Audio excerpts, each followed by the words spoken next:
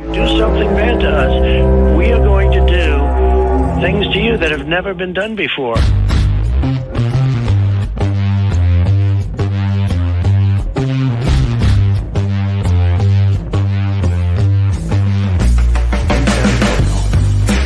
What the is that, dude?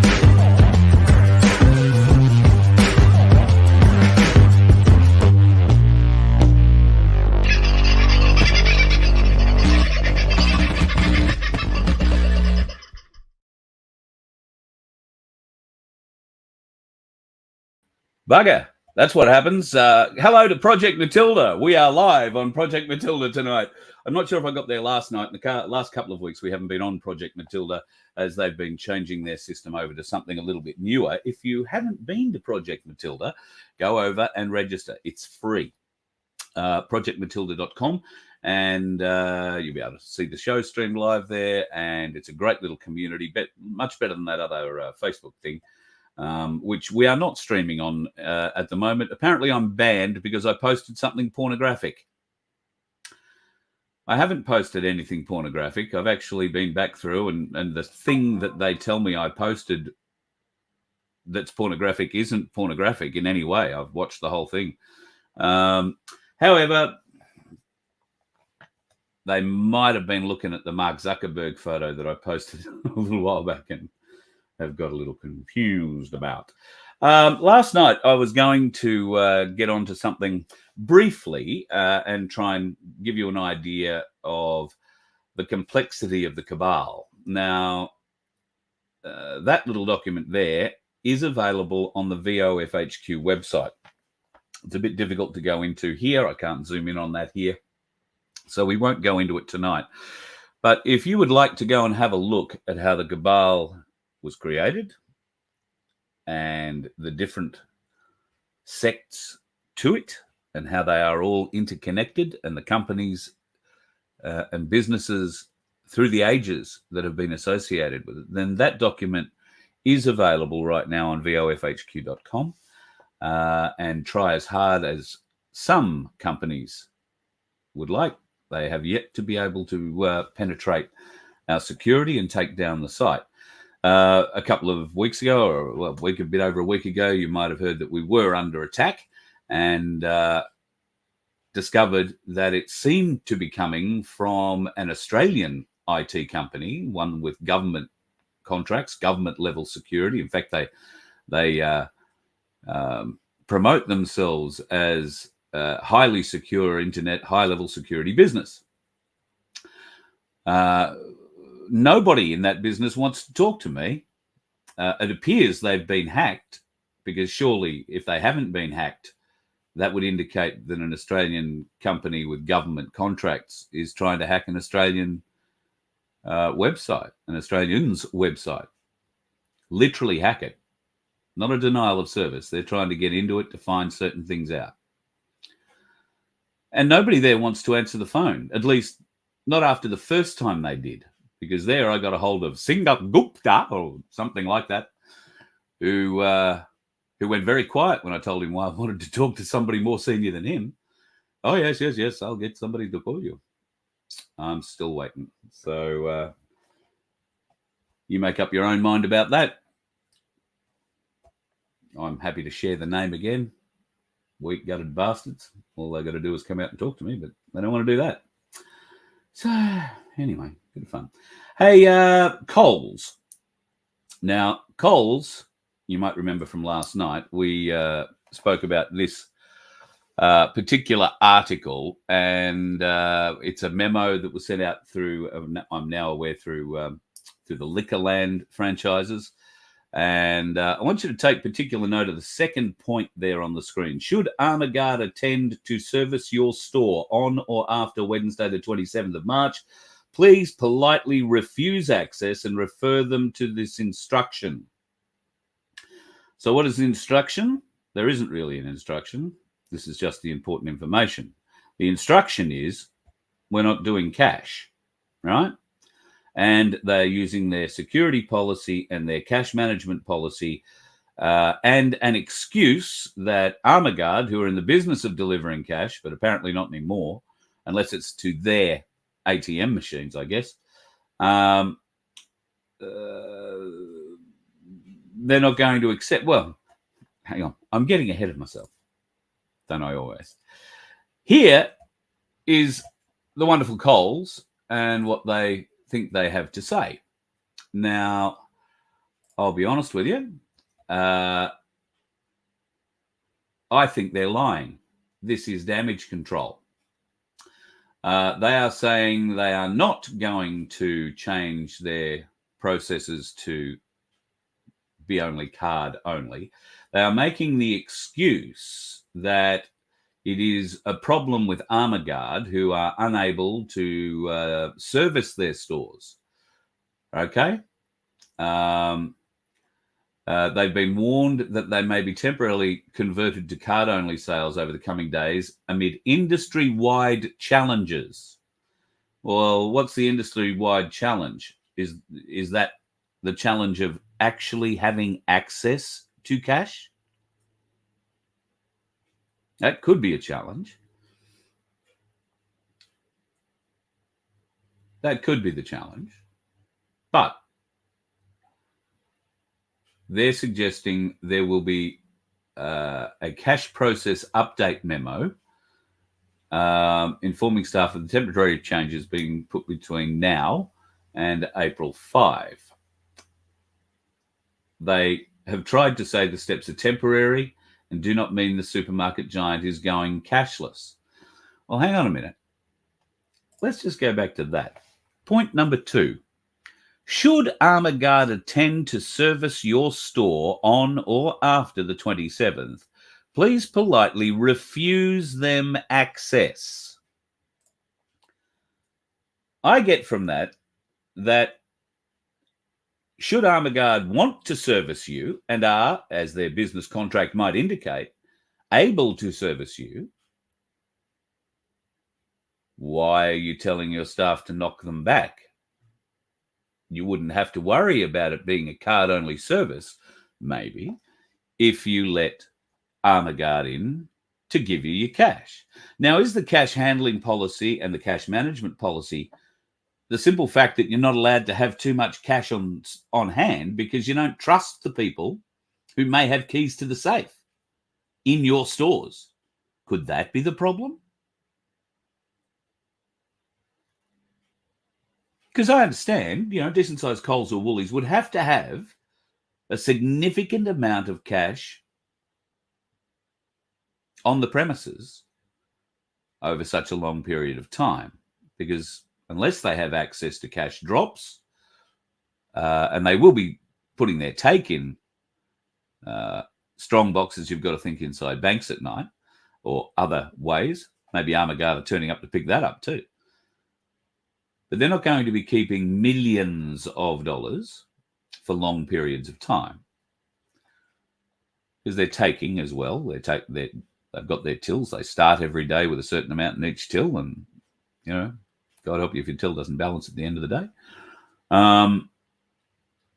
So it doesn't ring true that while they say they're not going cashless, they're telling their staff in that memo to send Armour Guard away if they turn up. So that isn't a crisis for Armour Guard, because Armour Guard, if they turn up there, you've got to assume we've got the cash to give them whatever it is that they want to be given. But should Armour Guard attend to service your store on or after Wednesday the 27th, please politely refuse access. It doesn't say until April the 5th. There is no end date for this. It just says if they turn up on or after today's date, then ask them to get on their bike and shuffle off. What are the cash safe security policies and the store cash management policies? What are they? My guess is they've wound back the trust in their management and believe they open themselves up maybe to being robbed by their own staff, which would be a change, because usually it's Coles robbing us. I mean, I don't know what the hiring practices are for Coles.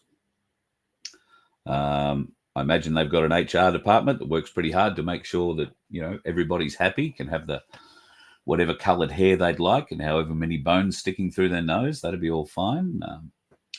But do we trust you with the keys to the safe? Anyway, I wouldn't be going to Coles if I were you. I'd be steering well clear. But in the next breath, you see this come out. A public service announcement to all supermarket shoppers. Please don't use self-service. Please go through a normal checkout. Our rosters are going to be made by computers very soon, and our hours are going to be based on how many customers we serve on main checkouts each day and the time of day. The less people going to a normal checkout means less hours for staff, as the computer will only roster on what it reads going through the main checkouts. I would suggest then you'd probably want to pay cash, wouldn't you, as you go through those checkouts. I would always highly recommend to you that you go to a checkout. Now, somebody was telling me, I haven't done it yet, but somebody was telling me that they went to a closed checkout. There was a lineup at the there was one checkout open. There were, half a dozen, 10 or whatever there were automatic machines, and there was a lineup to get into them. And this lady stood at an unopened checkout and started putting her groceries down on there and demanded that they open up another checkout, human operated. And eventually, took her 5 minutes or so, but it happened. Now, why don't you start doing that? Even if the auto checkout aisle is empty, don't use them. And if you all line up and stand in a queue behind the one open checkout, it'll make a difference. They'll come and start directing you to go through the automatic checkout. You tell them, no, I want to go through one of these checkouts with a human person, and I want to pay cash. Pay cash. Why do you want to pay cash? One simple reason. Because using cash is like telling the government what you buy is none of their business. And that's exactly why we like cash. Keep the cash flowing. Keep the concerned emails. Nearly said something wrong. Keep the concerned emails. Keep the concerned public presence at Coles and Woolworths front desks. Tell them you're not shopping there because of their policies.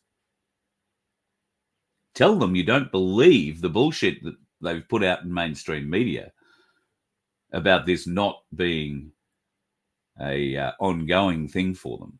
I mean, I'm sure they'll back it off, but what you just watch, they'll let this whole furor die down. They'll hope this thing will have killed it today in mainstream media, and for the most part it will have, unless we speak up, unless you get there and get very vocal at the Coles checkout. Let them know. It's just not on. They are a huge multinational company making billions of dollars a year. Our farmers are going broke providing produce to them. Our cattle, our lamb, our pork producers are going broke at the prices they're offered. And yet, the Labor government, and I probably suspect the Liberals before that, have allowed open slather for imports from across the ditch and other countries outside of New Zealand. The interesting thing is a lot of things are smuggled into Australia through New Zealand from China, because New Zealand has totally different import laws as to what's actually made in New Zealand. And so products come from China, get bagged and packed in New Zealand, and then it becomes a product of New Zealand, which can then be sold to Australia.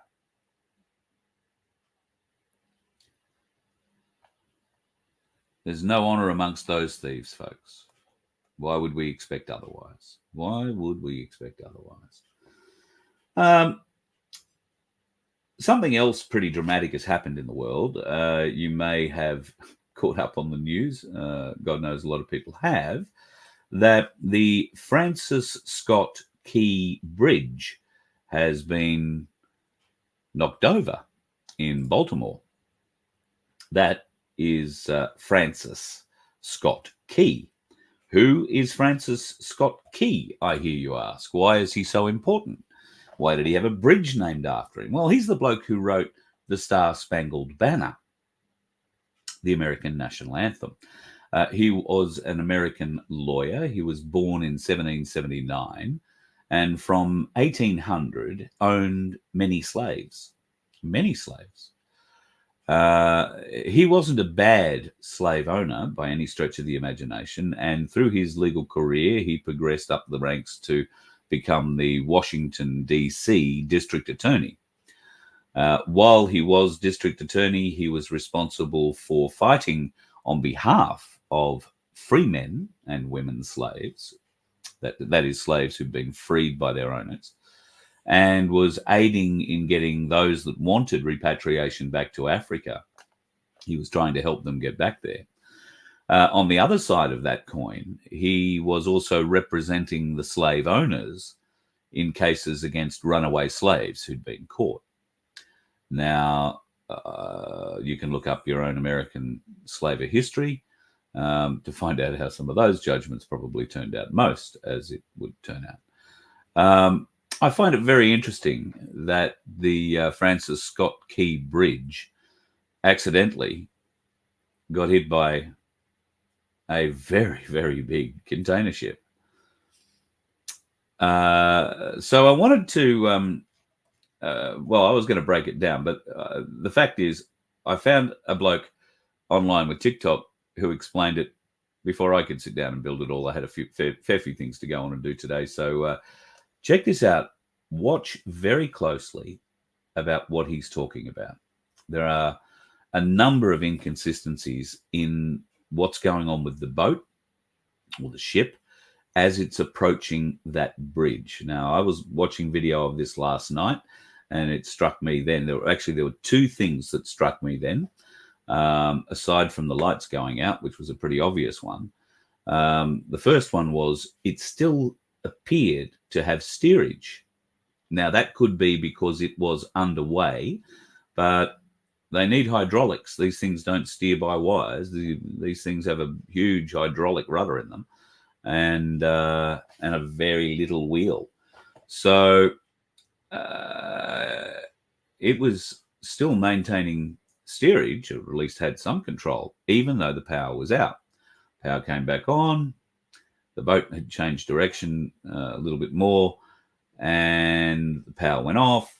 Now, the ambient light, well, all I'll say is watch the smokestacks on the ship, and you tell me whether or not you think that thing changes direction deliberately without power. So you're looking at the aftermath of the Francis Scott Key Bridge after a ship ran into one of its support pillars, collapsing the entire thing. And it's 1.6 miles long, over 20 people are missing, and mass casualties have already been reported.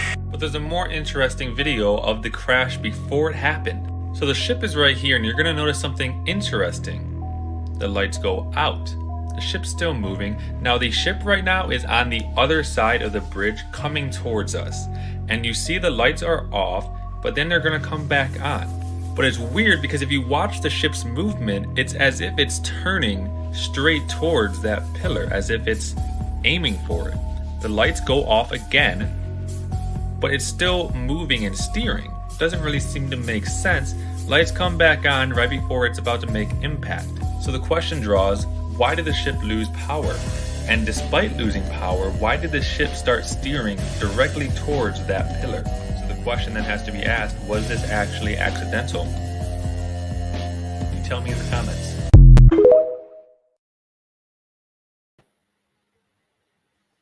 You tell me in the comments. I will point out that it wouldn't be the first time we've seen a ship do something completely weird in a narrow body of water in the last few years. The Evergrande, anyone?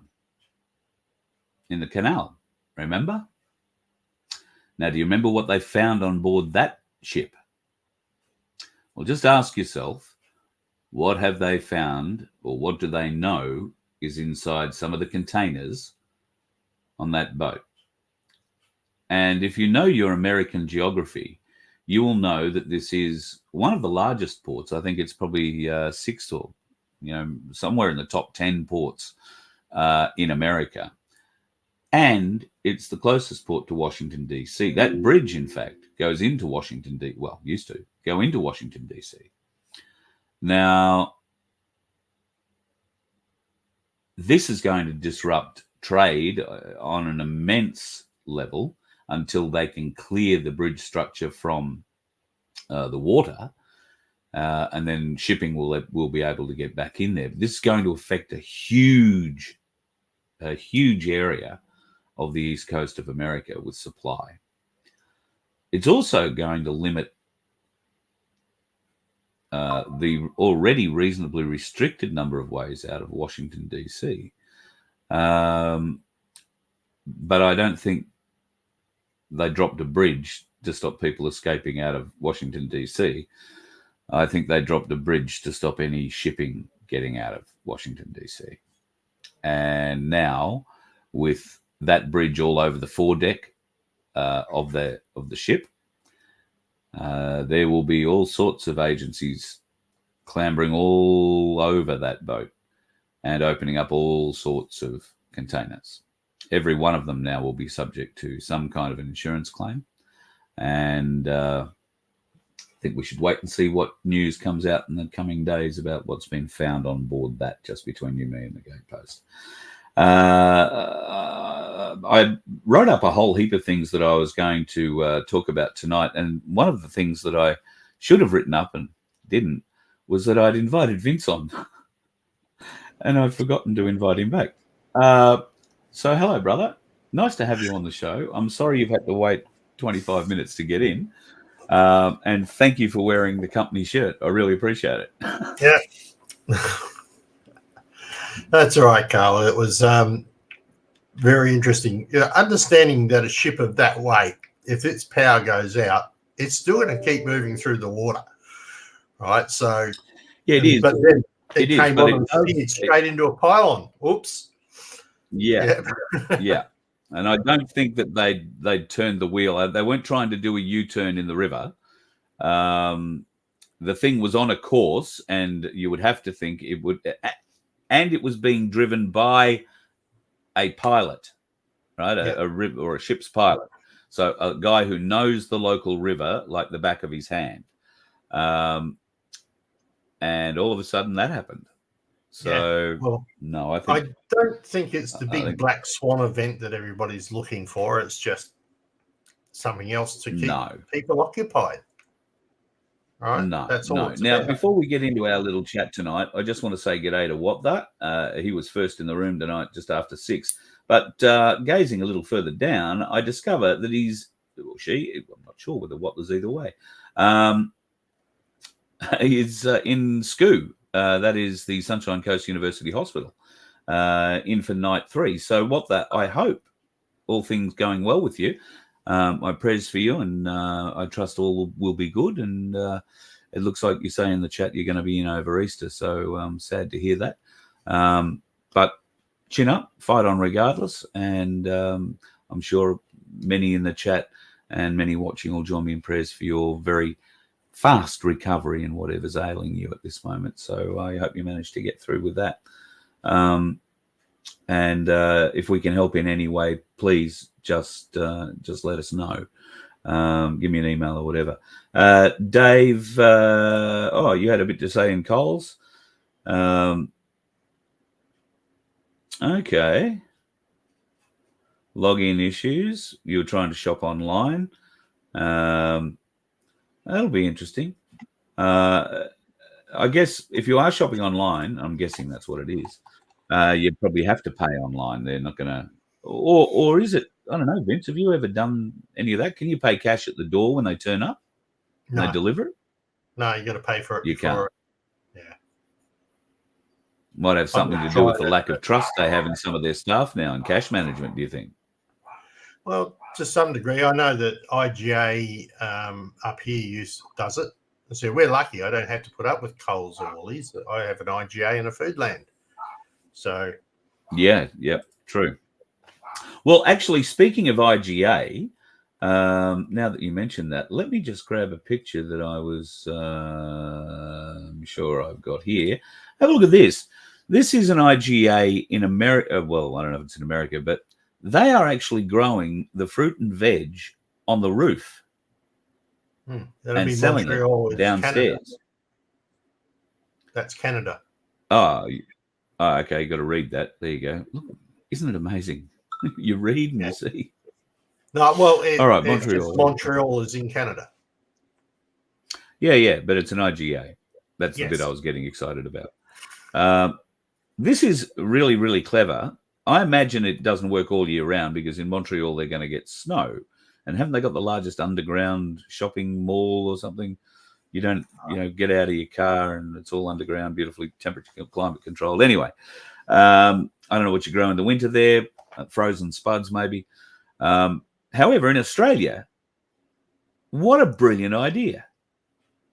Yeah. Now, we've got a lot of pitched roofs, but a lot of our factory space these days, while not made to have, that sort of weight placed on them, you've got to think that if you are looking to potentially be involved in a business like this, reinforcing the roof to a point where you can put flower beds, grow beds, veggie beds in, is got to be profitable, hasn't it? What a great way to be able to take on the supermarkets. I mean, Darren Bergworth's place isn't, his factory isn't right for this. It's got different kind of roof. But just think of my place that had a flat roof capable of supporting a certain amount of weight. Just imagine the food you could grow. Just think. Yeah, well, the beehives.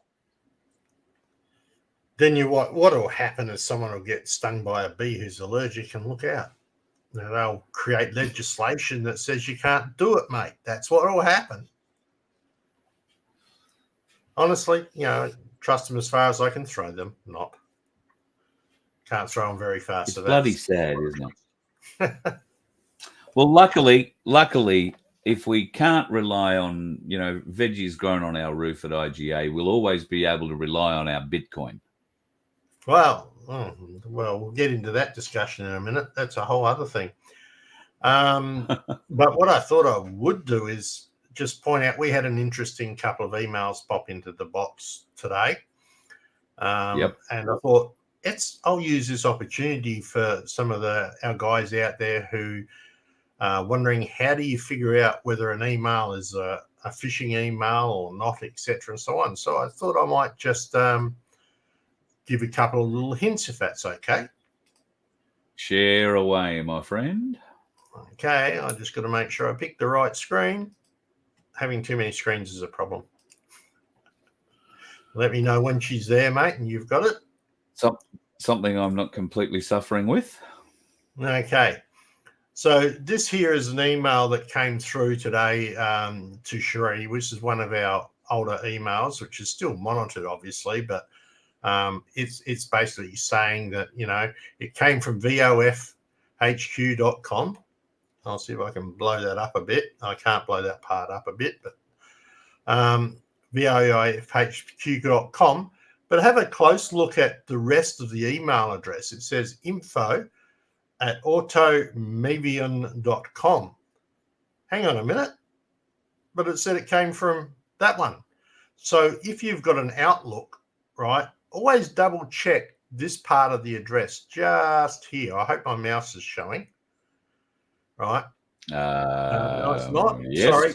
Now it is. Yeah, it is. I'm on the wrong screen. That was a good IT move. Blunder. Everybody can make a smart comment about that in chat. Feel free. This part of the address here, right, where I've got my mouse over it, right? So that says vofhq.com. This one here says info@, right? See, when I go over it, Microsoft nicely highlights it for me. That didn't come from VOF HQ. So that's one way of checking. The second way that you can see says here, keep the same password. This is how they phish you. They want you to click on this button, right there. Fortunately, in Outlook, when you put your mouse over it, it shows you the URL, which is the address that it's going to send you to. Can you see VOF HQ anywhere in that massive long address? Right, it starts off at Baker ID, blah, blah, blah, blah, something or other.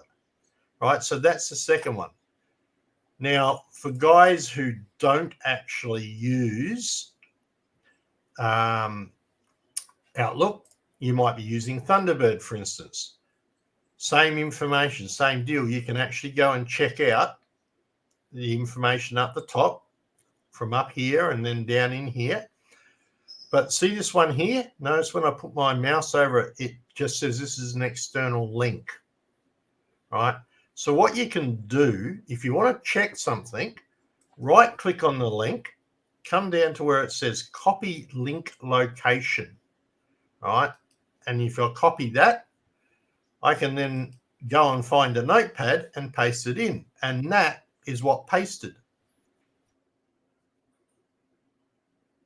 Right, there is, it ends up at with this massive long precursor, then ipfs.cf-ipfs.com. That's not vofhq.com. So this is one of the ways that you can check it, right? Always look at this last bit of the address. Will give you an idea just before the .com. So these guys, I would say they've basically been hacked.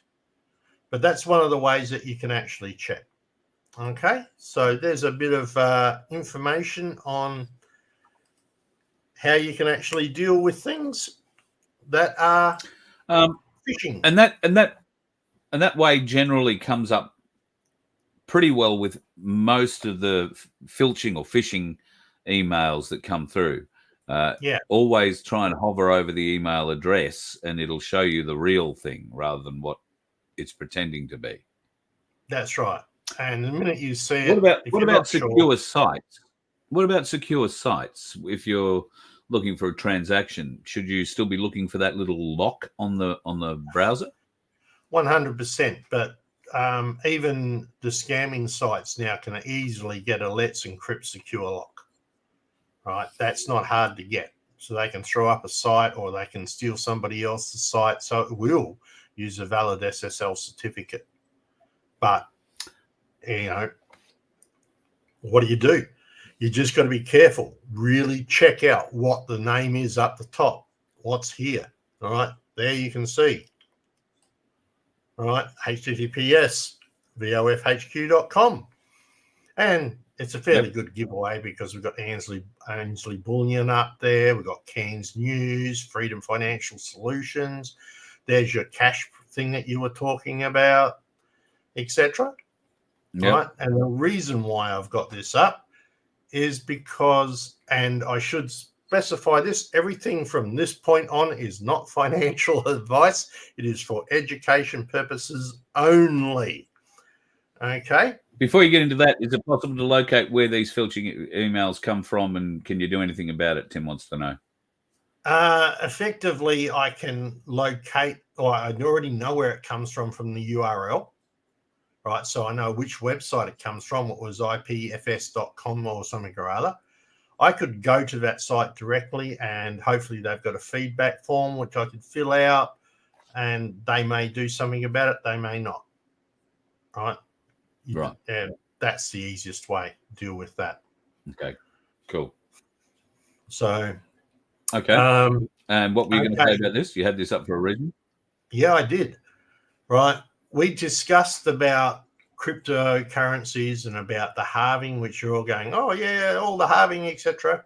And what is the halving? And so I've got a bit of a demonstration about that. But the other thing that we've also organized is that we have put up some crypto wallets for people to donate to if they so wish on Voice of Freedom. Oh, have we? Yeah. You didn't know about that, did you? I've been a busy boy. I've been a busy boy. Mate, thank you. All right. So the way to find it is on our homepage. Obviously, we've got our memberships, infos, criminal trials, various other bits and pieces. But you see this button here called Donate. If we click on Donate, all right, it will take us, once that ends anything, to our donation page, which is where most people who have been kind enough to donate to the Freedom Broadcasting Network and Voice of Freedom have been using this option here. Well, now underneath it is an ability for people to donate to us in these particular cryptocurrencies. Right? Wow, I've only chosen a few. I mean, I'll show you a bit later, but I've only chosen a few. So I've done Bitcoin, Solana, Dogecoin, Litecoin, Stellar, and XRP. XRP, I fought with myself for a while on that one, mainly because which one have you won? Hey, obviously the XRP in you won out in your. Well, eventually, yeah. Who was the other side? XLM? Was XLM the other XLM's side? there. That's Stellar. That's Stellar. XLM's there. Ah, right. So okay. Stellar is XLM. Right. Okay, and these are the addresses for each of these. Now, it should be understood that if you do donate any cryptocurrency, that cryptocurrency will be sold on the exchange and the money will be put into the FBN network that keeps Voice of Freedom alive and the FBN network alive. These are the wallets for here on chain, so they're not hackable by anybody, and there's only one person who knows the keys at the moment until I give them to somebody else. It's not me. No, that's right. And it's not you, the other person, either. So, but anyway, so that is now available. All right, that's now available. If you wish to use those, feel free to do so. I know there are some of you who are cryptocurrency people. Yeah, I get asked a lot, actually.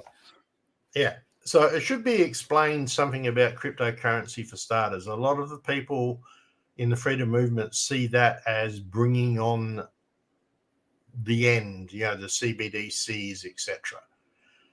Depending on the projects in cryptocurrency, and just to give you a bit of an idea, I'll just take that back one step.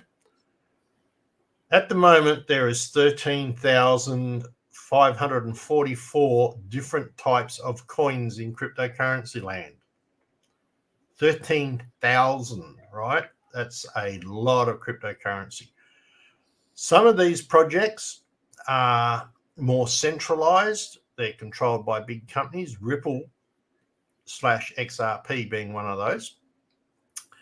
But then you've got others like Stellar that's not. That's a fully distributed or segregated type thing. So it's not controlled by just one group of people. It's controlled by many computers. So it's decentralized, which is the word. And the banks don't have any control over that.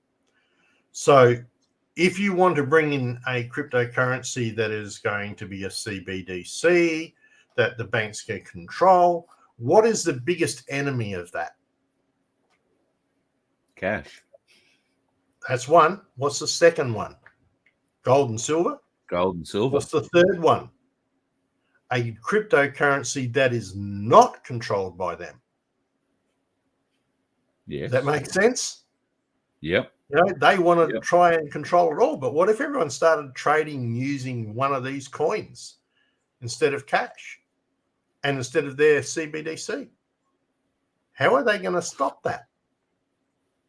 Do you mind if I play something about CBDCs that a banker had to say recently? I'll stop sharing. Okay. You can just kick me off, Ken. Do you need me to stop sharing? No. Just central bank digital currency. Do you think that is something that you all should be looking into seriously? To what degree should you be looking into it seriously? Just what are your thoughts on CBDC? I mean, as my colleagues at the Federal Reserve have talked about, we are examining it. I'll tell you, my personal bias is I'm pretty skeptical. I keep asking anybody, anybody at the Fed or outside of the Fed to explain to me what problem this is solving. I can send anybody in this room $5 with Venmo right now. Right? No, seriously. So what is it that a CBDC could do that Venmo can't do? And all I get is a bunch of hand waving. I get a bunch, well, maybe it's better for financial inclusion. Maybe it's better for cross-border remittances. Maybe. Is there any evidence that it is? And they say, well, what about China? China's doing it. Well, I can see why China would do it. If they want to monitor every one of your transactions, you could do that with the central bank digital currency. You can't do that with Venmo. If you want to impose negative interest rates, you could do that with the central bank digital currency. You can't do that with Venmo. And if you want to directly tax customer accounts, you could do that with the central bank digital currency. You can't do that with Venmo. So I get why China would be interested. Why would the American people be for that? And why would the Australian people be for that? Yeah, not a truer word spoken in that little comment. Yeah. It's exactly right.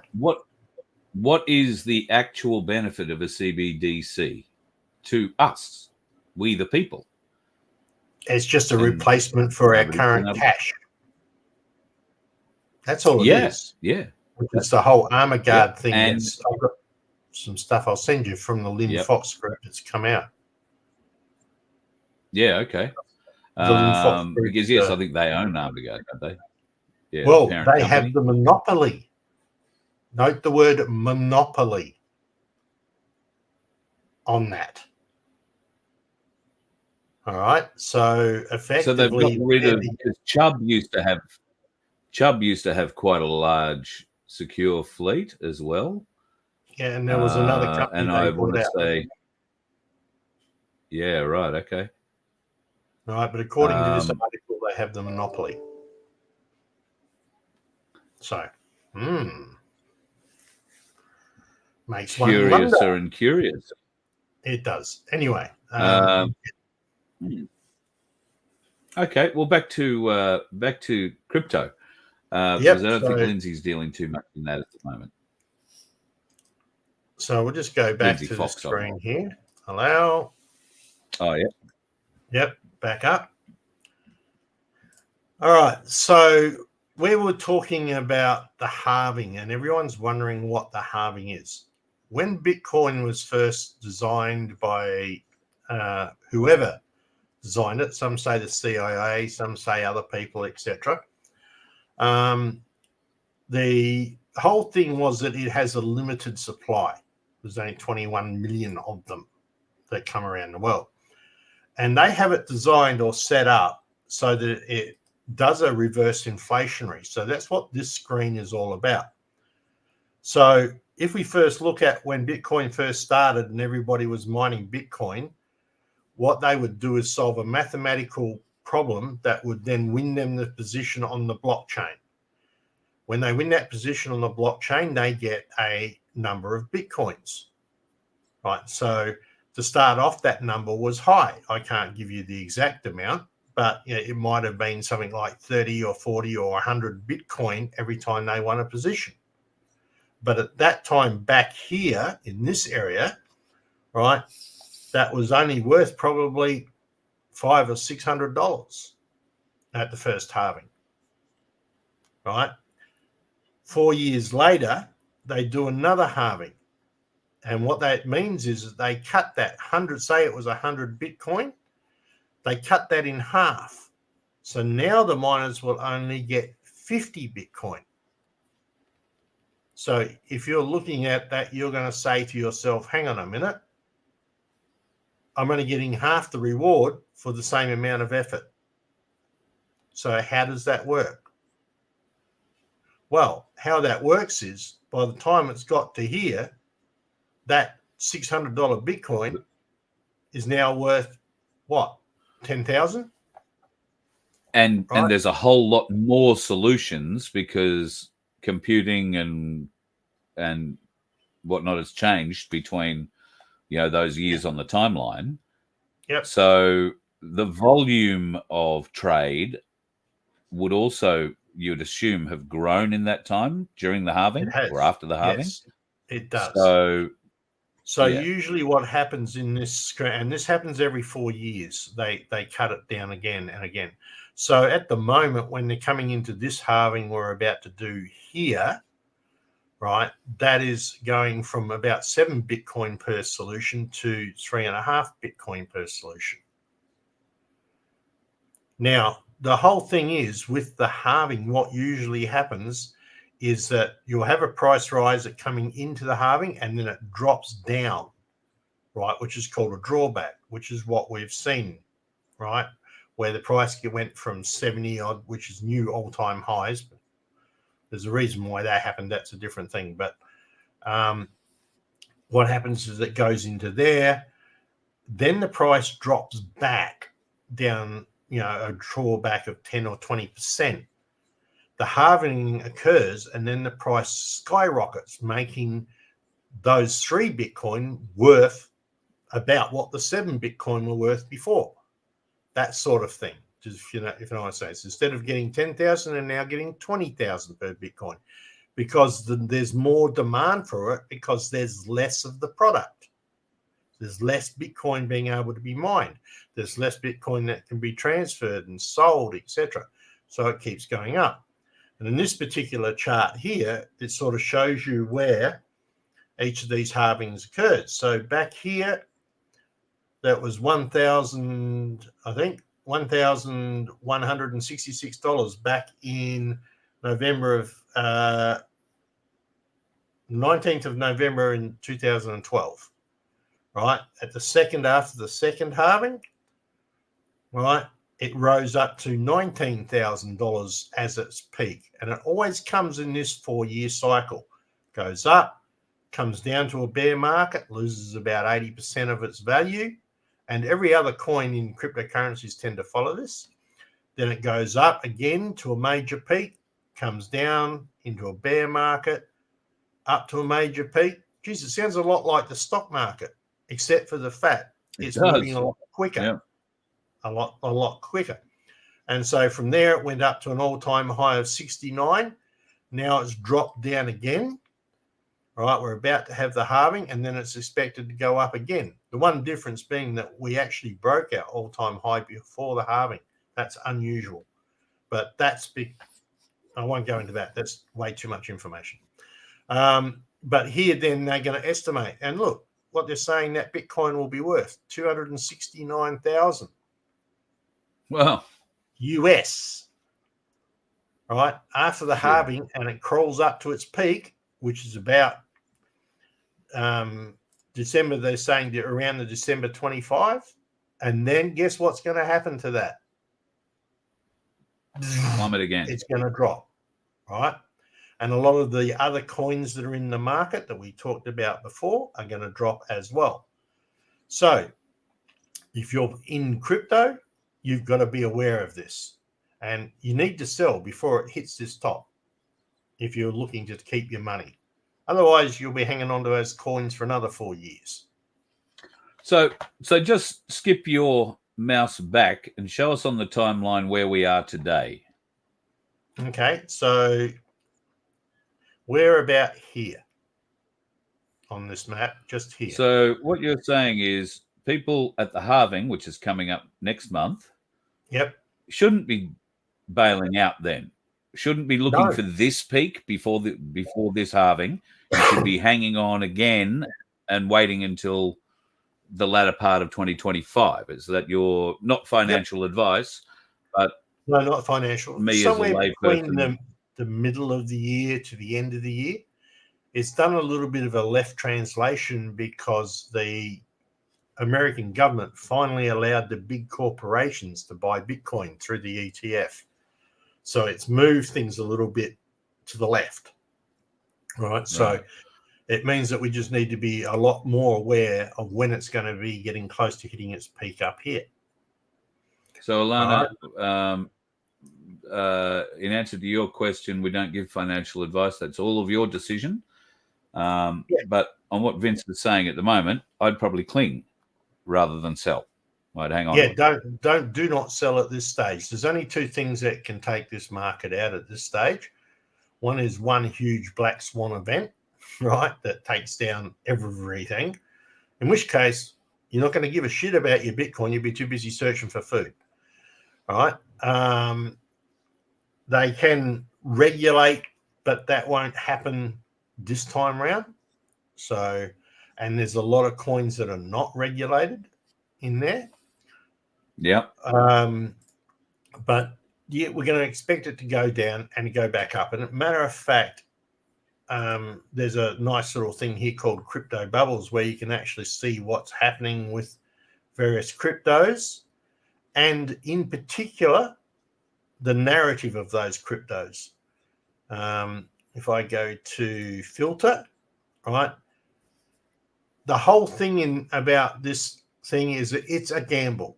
It's always a gamble. So if you want to keep your money safe, where do you go with it? Come on, Carl. I'm leading you to an open opportunity here. If you really want to keep your money safe, oh, he's got it spot on. And who would we get that from? And who would we go straight to Ainsley Bullion, level 6, number 12 Creek Street in Brisbane. That's the closest one to me I can think of. But if you happen to be in the southern states, you can always go into Elizabeth Street in Melbourne and have a look at one of the best views in town out of their office. Yeah. So, but if you've got a little bit of play money, right, that you can spare, you can, or you think you can read the markets well enough in the crypto markets, and I've been in it since 2017. So, and I'm still learning. All right. Trust me, I'm still learning.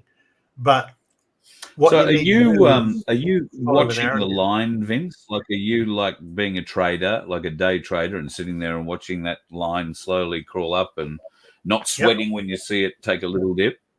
Yep. Is it that intense? Is it that level of trading? Sorry? Is it that intense? Like that level of day trading? Yeah. Yeah. You do really need to try and figure out which way the market's heading and whatever. I don't have a chart I can show you here live at the moment. But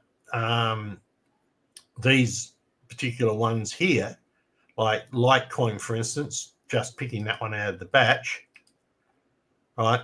This is the movement that it's had over the last day. So it's gone from $91.73 up as high as $97.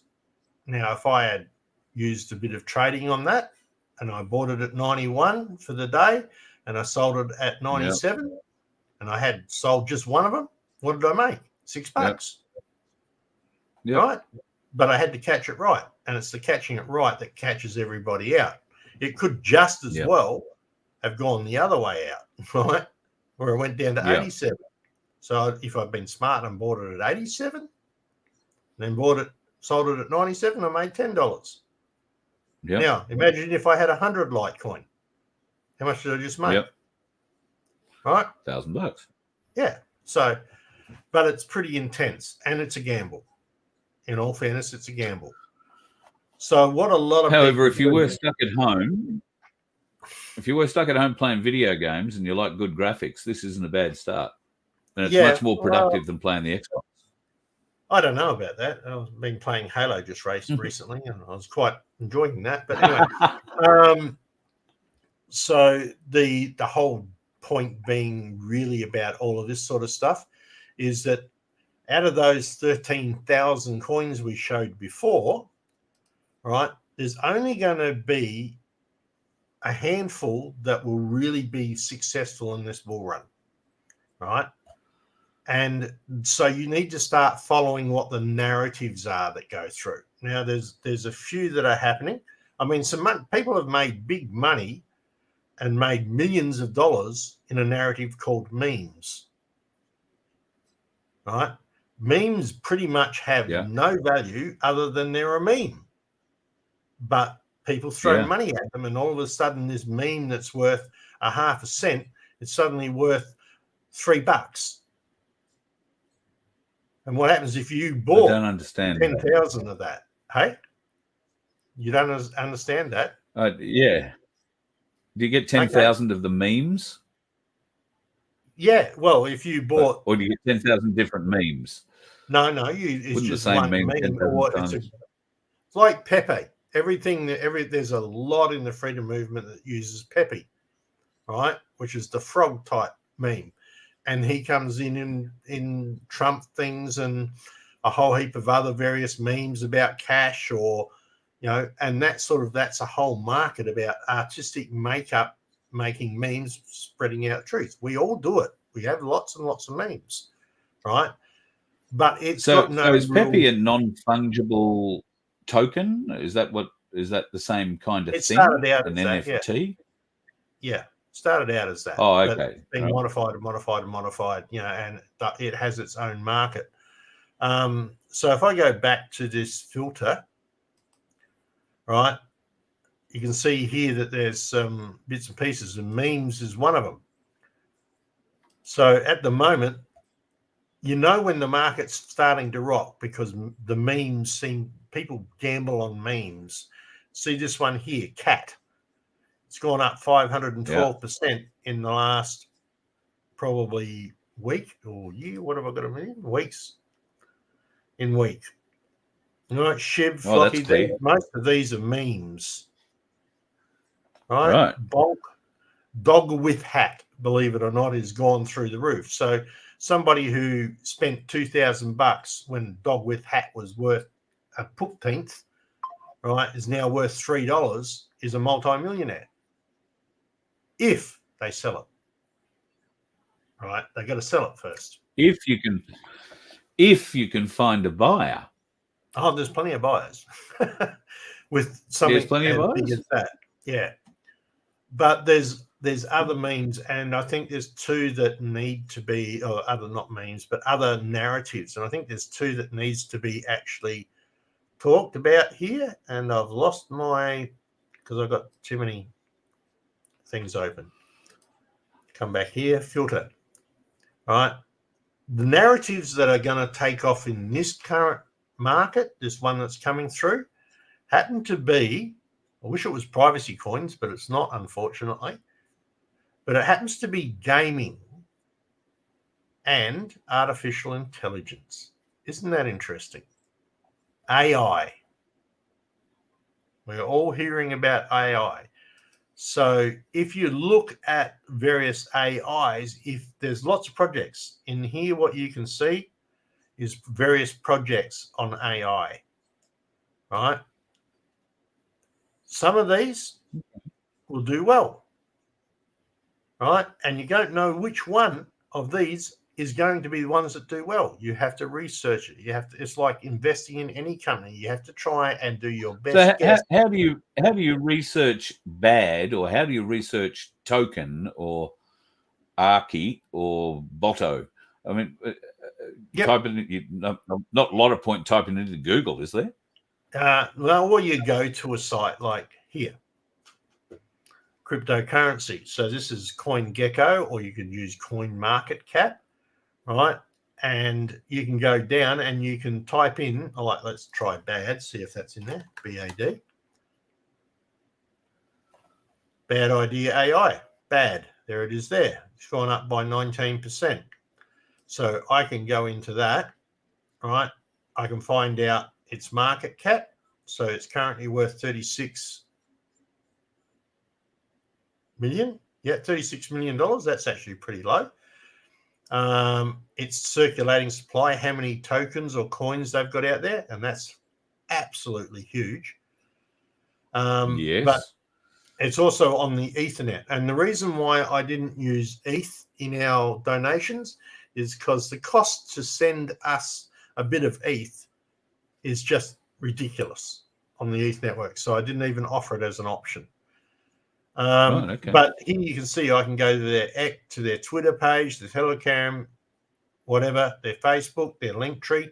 So these guys have only got a Linktree. Others have got websites that are fully developed, and you can go and pull down their white paper, their perspective, and you can find out what their roadmap is for their plan, etc., and so on. Right? Yeah. So that's how you do your investment in that. But you've got to be really careful on which ones you pick. I've got probably about 30 coins overall, that I've got in my bags, and I might be lucky if 1 or 2 of them make it. Other than the Bitcoin, because I got a 14th worth of Bitcoin, as you keep calling it. And I wish I had more Bitcoin, but even still, that has returned a significant investment. So now I understand gold and silver. Yep. How does that work, Michelle? How do you understand gold and silver? I find gold and silver much easier to understand, and I know a 15th of gold is too little for me to carry around and not worth buying. But this, I mean, thank you for the explanation, because it does actually help me in my head try and put things together. But I think with memes, that's gambling money. That you can pretty much say, if you're going to buy a meme and it takes off, you hit the jackpot. You've won the lottery, right? If you put, say, $1,000 or $100 or $200 into memes at a really low price, it's gambling.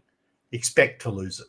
That's my thing on that. But just on the off chance you pick the right one and it goes through the roof, you just became a multi-millionaire. Yeah, but there's a lot more people losing that bet than winning it. And correct. Because there's so many coins. Yes, or so many memes. Now, I see the internet all day, every day, and get plenty of memes sent to me. Are these the same memes we're talking about?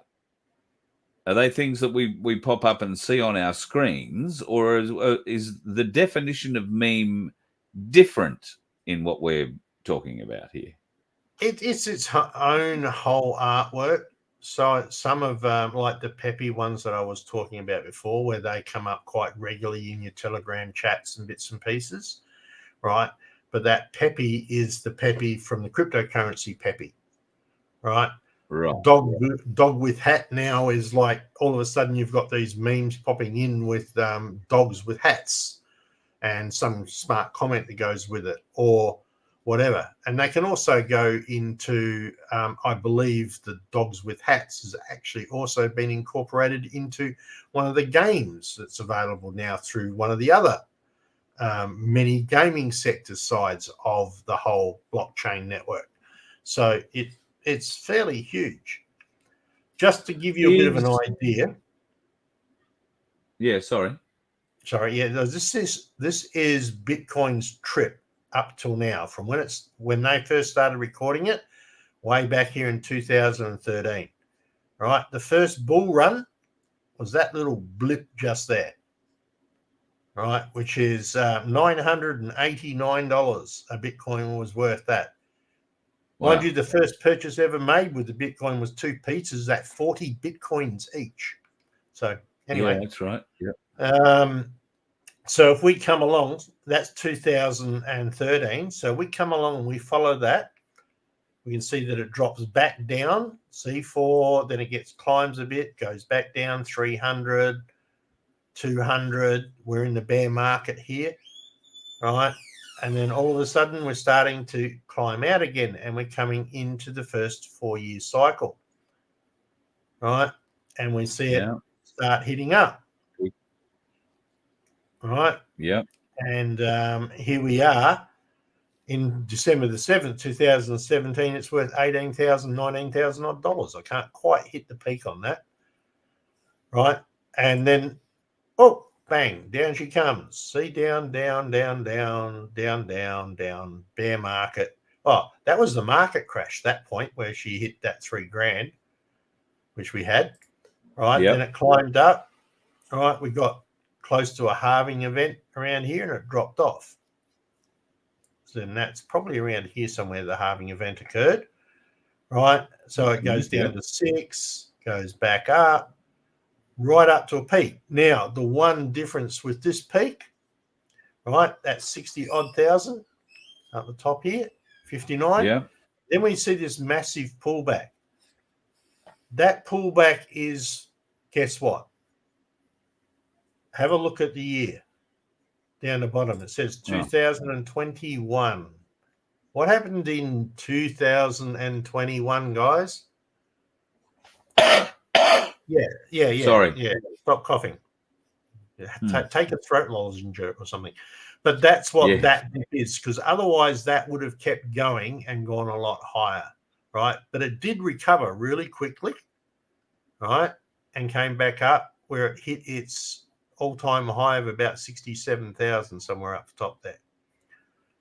Then it came down, right back down here into the bull market, where it fell as low as 16,000. So imagine if you got all excited and bought half a Bitcoin at 67,000, right? Which means you spent 30 odd thousand, and then it came down to here and it was worth what? Right? Probably 5 or 6. That was it. Right. So, well, it would have been about unhappy. 8. But yeah. But if you're smart enough to not sell it, and most people do, they get scared and they dump their coins, right? Yeah. Because they missed this part. You don't lose if you buy here and you sell anywhere here. You just don't lose because you bought it low, you're selling it high. Yep. Anyway, you come right down here. And so here we are again, right? Back up. And we're just at this point here, which is already higher than what we were.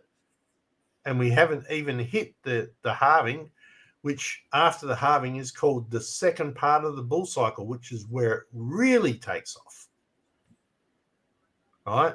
But you've got to be aware, you've got to catch it somewhere near the top. And that's going to be somewhere between mid next year through to the end of next year. Where exactly, we don't know. But, their estimates are around 250,000 per coin. Bruce from Maryborough, Victoria. Good question. Will crypto be around 100 years, Vince? Gazing into your crystal ball. My crystal ball. I was going to make a joke about a Some ball. sort of digital currency will be around in 100 years, unless, of course, my dream being that we don't live on a flat Earth and we actually do have a round solar system. We have some sort of thing like a Star Trek generation where money is no longer considered, but personal worth is. Yeah. Right? Integrity, honor. Integrity. Yeah, exactly. That's why I love Star Trek. Yeah. And contribution. It's really cool aliens, but yeah. And just on Star Trek, folks, they've been telling us since the 60s that we are going to be eating synthetic meat. No, thanks. There was never a cow, a lamb, or a pig on any Starship Enterprise. Yeah, there was a couple. I'm going to pull you up Were there. they? I'm sorry. There was, that's when they were transporting one colony to another colony where they lived on the land. Oh, yeah. No. Right, I mean, breeding purposes to feed the crew. Yeah, the replicator could do it. Everything, right? Yeah. Just suck if you and had no from memory, power. what I think it is, isn't it? They just give you all the vitamins you need and dress it up so that the mind thinks it's having that food. But it really is just a couple of pills. Yeah, plastic meat. Yeah, something like that. We won't. Oh, gee, I'm looking forward to that. So that's it. As I said, gaming, AI, they're the narratives of this bull market. So those of you who are looking, check out the gaming sites, etc. Donna raises an interesting point. She believes it can be manipulated. Elon had a bit of fun with Doge and XRP. Yeah. What are your thoughts on manipulation in the market? Obviously, Bitcoin more difficult to manipulate because of its numbers. Yeah.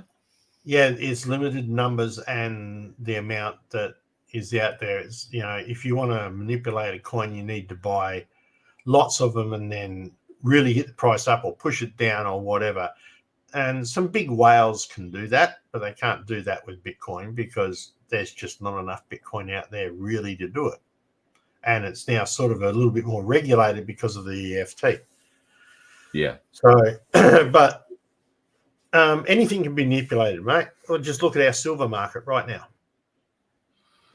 Do I need to say more about that? Yeah, I think it's sitting at about $37.5 an ounce at the moment. The spot and price why for is silver. it there? Why is it there? Yeah. We know it's worth It's a been- lot more than that. It's being suppressed. Oh, isn't that 100%. manipulation? Oh, Isn't it's a that lot of manipulation. Yeah. So, you know, so crypto for people out there, it's a good option. Don't put all your eggs in one basket, but my advice once again is it's play money, right? Only use play money. Yep. If you make some money off of it, good on you, right? I've bought a couple of things in various projects that have literally put $20 in and now worth 100. Yeah, right? okay. I could sell them right now because I need the money. But I'm thinking, why would I sell them when I've got a whole year of bull market coming? Yeah. I'm not selling them right now. So I'm going to hang on to them and just eat grass for the next year. But Mate, I'll turn up. I'll turn up. I'm sure there'll be food in the bus. Well, anyway, I should let you get back. You got a couple of other stories. So yeah, not too much. Though. I just wanted to explain that halving. So the halving is the fact that the miners get less, but the value of the Bitcoin goes up to counteract the fact that they get less. And that's why Bitcoin always goes up. All right. Okay. Yep. I understand. So don't jump out of the boat just yet, folks, if you are getting nervous. No. Right. Some of the bigger coins are your best options, but the new narratives will take off if you want to gamble a little bit. Yep. If you've got, let me say, not financial advice again, but let's say that you had $1,000, right? You might want to put 700 or 800 of that into Ethereum or Bitcoin or Solana, etc. And then you might take $200 of that and put it into some other coins that you are AI related, something like Avalanche or Render or whatever that's in the new file systems, the whole internet computer Web3 thing. Then you might take the last $50 and throw it at a meme coin, right? Be prepared to lose the $50, but you know, some of them are good investments. See, my head would go to, in that scenario, if I had that $50 left over, I'd be going to Ainsley and buying a silver coin with it. Yeah, that's true. That's the other good option, most definitely. Right. So, and that's like you say, not investing all your eggs in one basket. Yeah. Well, we did talk about traders before, and I never finished that, Carl. So I'll just quickly finish it. Yeah. There are many types of traders in this market. There is the day traders, right, who are trying to make a little bit of cash each day. Then you've got the slightly more midterm traders who are buying something like a render token at a price and then holding on to it for 2 or 3 months till it gets to a price they want to sell it, and then they get out. And then you've got the more long-term traders who are buying a token and hanging on to it from the deep, dark depths of the bear market right up until near the peak of the bull market and selling it. Yeah. And then you got those traders who fall in love with their coins and they see it to the bull market and all the way down the other side and still hang on to it. So, well, because they know it's going to come back. They've just got to wait, 4 to 8 years to 4 reach years. that peak and again. Hope that their project that those coins are involved in doesn't fall into a hole and dissipate. All right. So, yeah. Anyway, well, thank you, folks. I'll let you get back to it. So I hope that helps, team. A bit of an idea. Remember, cryptocurrency markets are an enemy of the state because of the decentralized nature of it. Right? They are an enemy, but you need to be sure which one you're picking to be the enemy. And my personal opinion only, XRP is not one of those. It might make you some money, but I don't know which side of the freedom fight it's on. And I'm pretty sure it's not this side. Okay. I sold my XRP just to let everybody know. I had to pay a bill. Oh, okay. Had to pay a bill. Don't we all, from time to time? Thank you very much, mate. So just a quick recap, you can go to vofhq.com to go to the donate button. And if you scroll past everything else and get down the bottom, you will find a number of crypto wallets that you've set up. Thank you very much for that. Really appreciate it, mate. That I had no idea you were doing that. So, well, just make sure you click on the donate button, not the one underneath it, because that's for people who have donated, where they can see what they donated, etc. So cool. And there's going to be plenty more coming up on that website and a few others soon. Carl, should I just text you as a reminder, or sorry, that's a personal joke. Don't forget to prompt the new channels. Yes, the new channels, VOFHQ on YouTube and FBN Media on YouTube.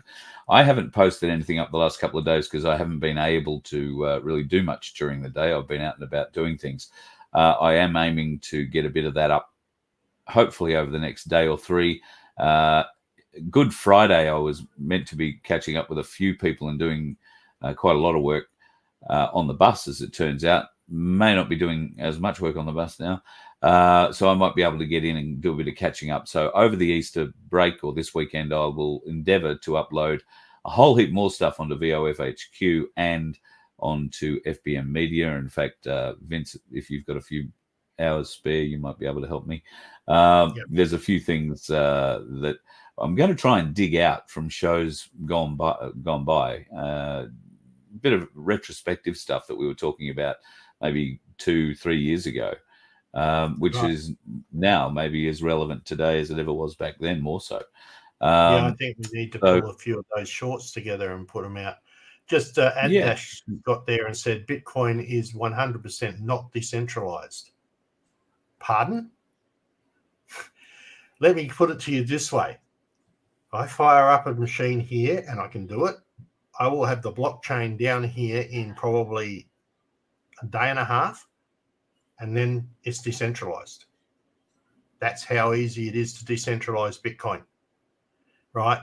Just because China might have big markets, but so there's some Russia, there's some etc.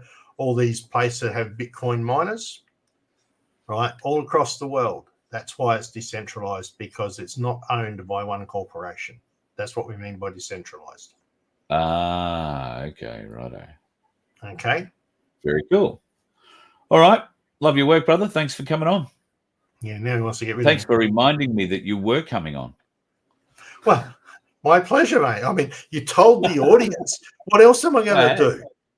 I would have remembered. I would have remembered sort of half an hour into it. It's, well, mate, I even went and had a shower and a shave and put the business shirt on. Yeah. Are you just filling up your other nipple there because you were trying to point at the Voice of Freedom logo, but it's on the other side of your shirt? Yeah, I know. It's because it's that one. It's because the camera's reversed. I don't know about your sexual proclivity. That's all right. You go. Have a good night. That's our man, Vince.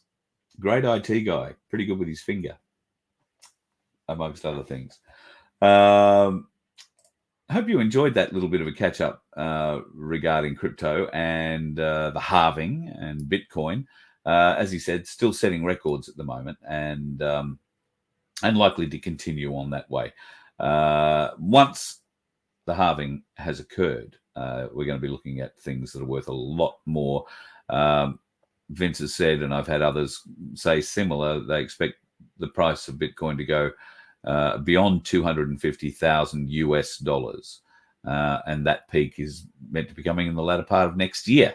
So if you're lucky enough to own a Bitcoin or even a 15th of a Bitcoin, like Vince does, then I would be hanging on to it if I were you. So a couple of other things I wanted to just play to you tonight to give you something to think about, particularly as you go to the Bowser or as you send your kids off to university and the debt that they are incurring by going to university. It doesn't have to be that way. Consider the fact that in Norway, they tax the fossil fuel industry and they give university education to their kids for free. In Australia, we subsidise the fossil fuel industry and we charge our kids a fortune to go to uni. Choices matter. And the Australian government collects more money from HECS than it does from the petroleum resource rent tax. Thank you, children. You're the backbone of our economy, not the gas industry.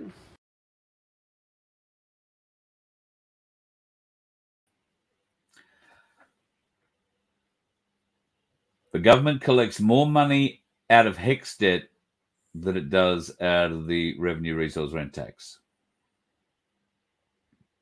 That should frighten every parent. It should frighten every kid who has a desire to go to a university and be brainwashed into whatever field they decide they want to go into. Because that's all that's happening. And they're being charged a bloody fortune for doing it. In fact, my daughter was only telling me the other day, she has a $38,000 HECS debt for a diploma course that she did while unemployed 4 years ago, or more than that, probably 6 years ago. It's going to follow her.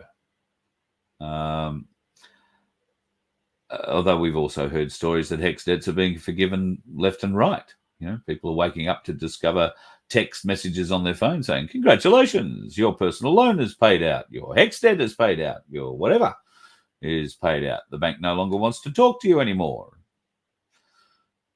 They don't know how.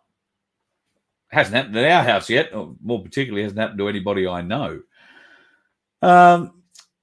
I mentioned I was going to play something from an ex-president. Now, the ex-president I'm going to play something from is Ronald Reagan.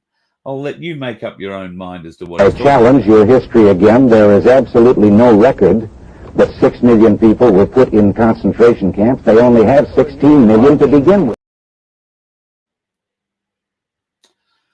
That was part of a debate Ronald Reagan was part of in the late 70s, I'm led to believe, where he seems to express a very strong doubt as to the number of Jews killed in the death camps in Second World War. I'm going to dig. I've only found that late this afternoon. I'm going to try and dig more up about that. Ronald Reagan was also known, although that doesn't look like this, what I'm about to tell you. He was also known for doing voice checks when he did his weekly radio message. So they do a microphone check, testing, 1, 2, 3. Well, that's a boring thing to do. So one that leaps out in my memory was he walked in and said, well, hello, everybody. I've just got off the phone from the Kremlin. I've told Gorbachev he's an asshole and we're commencing bombing immediately. And that was his microphone check. But the guy who was recording everything recorded that, isolated it, and put it out. And of course, he had to come out, the president that is, and say, that was a microphone check. We're not declaring war. There's no bombs. Back off. De-escalate. So I'm not sure if that isn't something similar. He wasn't known to do it when there were cameras around, and that looks like a debate, but I'm trying to get a wider version of that so that I can truly figure out where it was.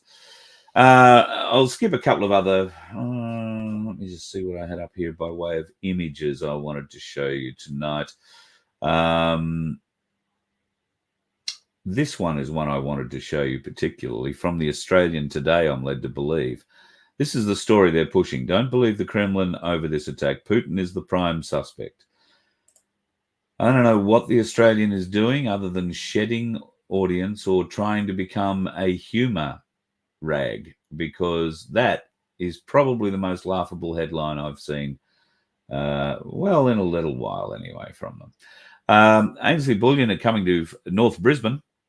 They're going to be on the 15th of April. It's a Friday night at the Chermside Library, which is in Hamilton Road in Chermside. You can get along. It's a My Place catch-up with Ainsley's Brisbane team. And I think you'll probably find Michael will be there, along with maybe Joel and a couple of others. So if you're at all interested in that one, I'll bring it up to you again as it gets a little bit closer. That's the 15th of April in Chermside, so the north side of Brisbane, if you're interested in that. 12th of April, I'm heading down to the Lake Oberon Estate where Ainsley and Cass will be presenting a wealth seminar there, all about self-managed super funds and gold, silver, and other precious metals. And from there, we're off down to Victoria about a week later to start a run through Ballarat, Horsham, Cobram, Wodonga, and Wangaratta on the 28th. We're having, I think, Anzac Day off in the middle. So looking forward to coming down and catching all of the followers that we have of Voice of Freedom down through Victoria. With a little bit of luck, there'll be some time to catch up. Fingers crossed. We do have to get back to Canberra and then back up here as we are planning a trip, thanks to Cairns News & Co. Up into far north Queensland. Now, Cairns News, if you haven't been onto their website, go and check it out, cairnsnews.org. They've been rated number 9 out of 850 truthful websites in the world, rated by a fact-finding feed spot or something it's called. But rated 9th out of 850 websites. Got to say, pretty happy with what they've done there. Pretty happy indeed. They have a plethora of very interesting stories that are well researched, well founded, and really well sourced.